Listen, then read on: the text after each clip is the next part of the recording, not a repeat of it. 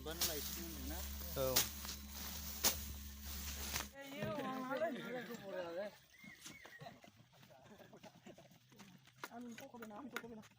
बे समाव नोंथांमोनखौ बयखौबो बरायबाय आंनि बर' स्टुडिअ चेनेलनिफ्राय। दा आङो दंफैयो दागगारि दलापारायाव गयनि हाग्रायावनो फैदों। जोंहा ख्रिस्टियान रिभाइभेल चार्च इउथ एस'सिएशना हा 5 बिगा बायनानै गय गायफैदों। दा बे गयआ हाग्रा जाजोब्बाय। दा बे हाग्राखौ एवनो थाखाय जोङो फैदों आरो लोगोफोरबो दं।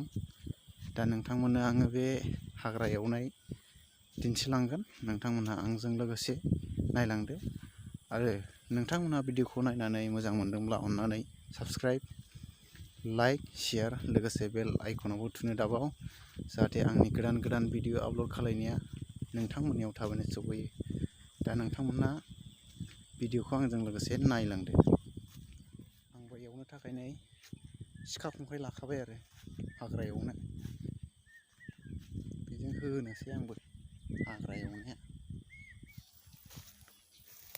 नै दासो देरहांदों गयआ एसे,